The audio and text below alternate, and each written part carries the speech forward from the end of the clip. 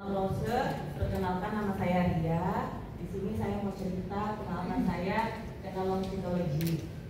Saya kenal psikologi itu dari mama saya, dari teman-teman mama saya. Dia banyak sembuh, terus dia bilang banyak penyakit yang sembuh karena psikologi.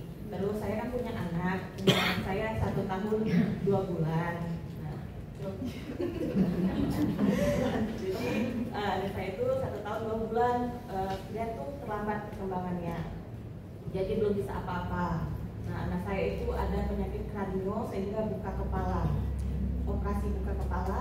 Terus saya pergi terapi, saya penasaran kan, jadi saya pergi terapi ke psikologi. Terus di situ anak saya terapi, di hari kedua saya bawa balikan anak saya, dia sudah bisa nengkurep. Nah, selama ini belum pernah bisa nengkurep. Saya sudah terapi ke rumah sakit Mitra, ke rumah sakit Resia, itu nggak ada perkembangan. Nah, jadi anak saya tuh udah diterapi kayak gitu tuh, saya lanjutkan. Jadi sekarang ini udah bisa bolak-balik anak saya sejak terapi di psikologi. Nah, terus itu anak saya susah tidur dan malam-malam nangis. Nah, terus saya terapi kan anak saya, jadi sekarang anak saya tuh udah nggak nangis lagi tidurnya. Sudah tuh dia juga biasanya mendengkur kan, anak kan usia 1 tahun 2 bulan itu kan biasanya anak tuh mendengkurnya pelan ya. Nah, kalau anak saya tuh kayak orang dewasa mendengkurnya. Nah, jadi saya terapi sekalian seluruh tubuh sama ini.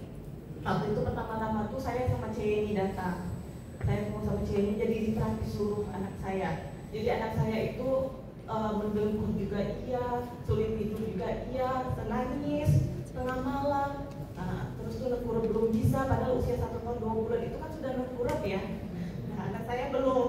Jadi saya terapi kayak itu, anak saya sekarang tuh udah bolak-balik, kepalanya udah tegak. Jadi saya gimana ya, bahagia banget. Sampai sekarang saya terapi anak saya. Terus ini lagi yang kedua itu terjadi pada diri saya sendiri. Bulan puasa saya punya penyakit batu empedu. Itu saya tidak bisa bergerak sama sekali. Terus kata dokter saya harus dioperasi. Jadi dikasih obat untuk menghilang nyeri. Jadi saya tuh gimana ya, saya jarang minum juga obat itu. Jadi saya cerita sama sama Maya. Terus kata Maya, kamu terapi juga ya sama anak kamu juga, sama Rafa. Terus saya terapi juga. Jadi waktu pertama kali terapi Ceni bilang nanti keluarnya dari BAB. Terus jadi saya terapi ya, 4 kali saya terapi batu empedu. Jadi waktu hari ketiga atau hari kedua itu saya BAB pulang dari terapi. Nah, saya ngerasa tuh plong kayak gitu.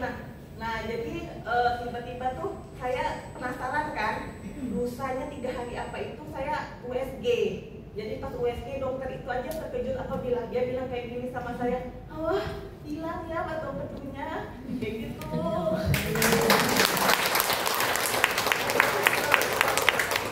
Jadi sampai sekarang saya terapi sama anak saya masih, dan makanya saya ikut seminar ini. Saya mau mengobatin anak saya, mengobati keluarga dan membantu orang lain. Terima kasih.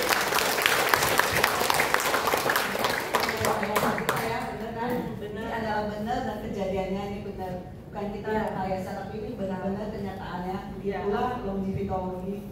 Anak saya tuh perkembangannya lambat, jadi tuh saya tuh sempat frustasi mau berobat kemana kayak gitu. Kalau cerita anak kan saya sedih ya, cerita anak soalnya banyak pengorbanan. Itu anak pertama saya kebetulan, jadi tuh banyak diagnosa bermacam-macam. Jadi anak saya tuh ada tulang dahi, jadi ngebuat ubun-ubunnya tertutup. Jadi perkembangannya itu lambat. Nah, jadi dibongkar, kepalanya dibongkar semua, bentuk bandung.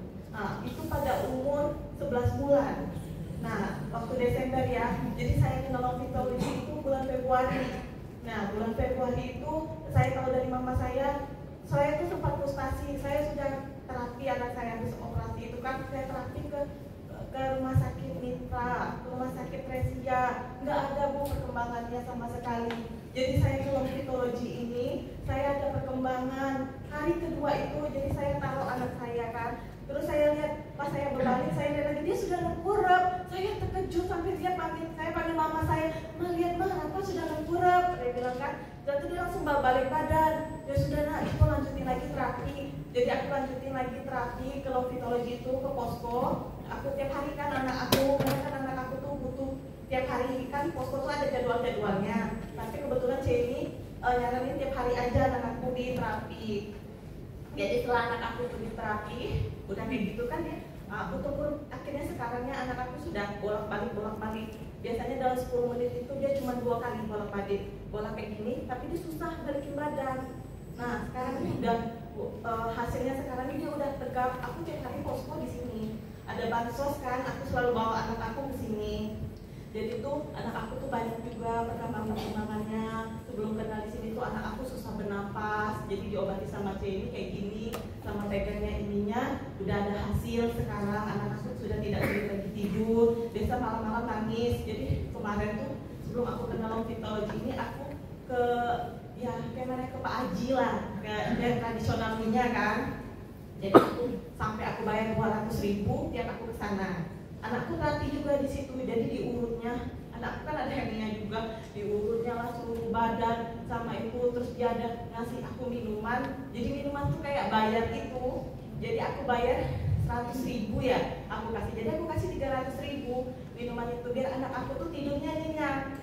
Nah, anak aku emang kalau dari kasih air sama dia tuh jadi ketergantungan minum air sama dia tuh. Sama Pak Adi kasihnya botol kecil. Nah, jadi tuh anak aku yang sudah tidur tuh, jadi dia harus minum itu dulu. Jadi aku tuh disuruh ketergantungan kayak gitu. Jadi sejak aku kenal Lovitology ini, anak aku sudah tidur